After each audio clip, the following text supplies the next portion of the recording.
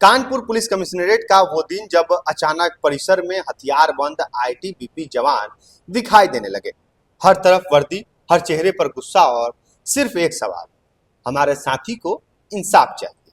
करीब 50 से 60 की संख्या में आईटीबीपी जवान अपने अधिकारियों के साथ पुलिस कमिश्नर ऑफिस पहुंचे। कुछ जवान गेट पर खड़े हो गए, कुछ परिसर के अलग अलग हिस्सों में। पुलिसकर्मियों में हड़कंप मच गई। देखिए, माहौल इतना तनावपूर्ण हो गया कि पूरे कमिश्नरेट में अफरा तफरी मच गई। लेकिन सवाल ये है कि आखिर ऐसा क्यों कि देश की सीमा पर तैनात जवानों को अपने ही शहर में इस तरह आवाज उठानी पड़ी।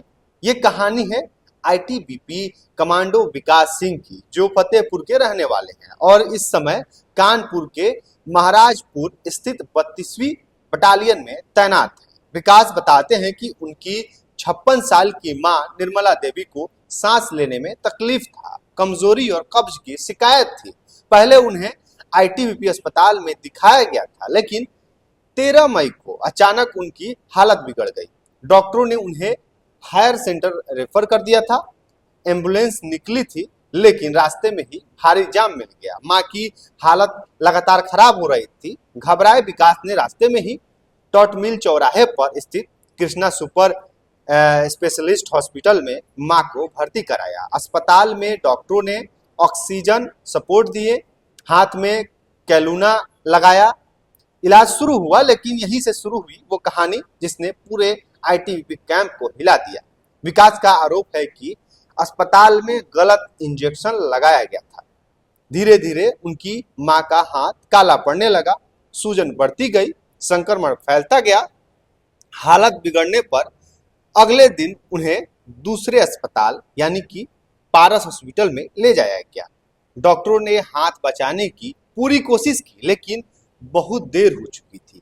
17 मई को डॉक्टरों ने साफ कर दिया कि संक्रमण पूरे हाथ में फैल चुका है। जान बचाने के लिए हाथ काटना पड़ सकता है। एक बेटे के लिए इससे बड़ा दर्द शायद कुछ नहीं हो सकता है। विकास कहते हैं कि मेरी मां ने इन्हीं हाथों से मुझे बचपन से पाला पोसा। आज मेरी आंखों के सामने मेरी मां का हाथ काटा गया और मैं फौज में होने के बाद भी मां को इंसाफ नहीं दिला पा रहा हूं। ये शब्द सुनकर हर किसी की आंखें नम हो गई। 19 मई को विकास सिंह अपनी मां का कटा हुआ हाथ लेकर पुलिस कमिश्नर ऑफिस पहुंचे। उन्होंने अस्पताल पर गंभीर लापरवाही का आरोप लगाते हुए कार्रवाई की मांग की। मामला सीएमओ के पास पहुंचा, जांच कमेटी बनी, रिपोर्ट भी आई, लेकिन रिपोर्ट में न किसी की जिम्मेदारी तय हुई, न कोई ठोस कार्रवाई हुई। यहीं से आईटीबीपी जवानों का गुस्सा फूटा। जवानों का कहना था कि अगर एक फौजी की मां को इंसाफ नहीं मिलेगा तो आम आदमी का क्या होगा। आईटीबीपी के लाइजनिंग ऑफिसर अर्पित सिंह ने भी गंभीर आरोप लगाए। उन्होंने कहा कि इसी अस्पताल में पहले भी एक महिला कांस्टेबल और एक इंस्पेक्टर की इलाज के दौरान मौत हो चुकी है। मामला बढ़ता देख पुलिस, सीएमओ और आईटीबीपी अधिकारियों के बीच लंबी बैठक हुई। इसके बाद दोबारा जांच के आदेश दिए गए।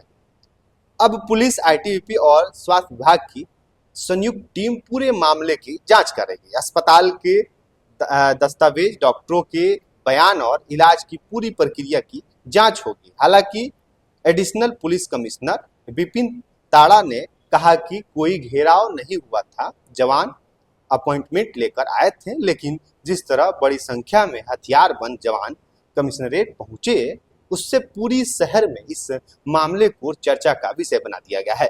अब सबसे बड़ा सवाल यह है कि क्या विकास सिंह की मां को इंसाफ मिलेगा? क्या अस्पताल की लापरवाही साबित होगी या फिर ये मामला भी जांच फाइलों में दब कर रह जाएगी? देखिए, फिलहाल कानपुर की निगाहें और पूरे बिहार और पूरे देश की निगाहें अब इस जांच रिपोर्ट पर टिकी हुई है, जो तय करेगी कि आखिर एक मां का हाथ काटने का जिम्मेदार कौन है।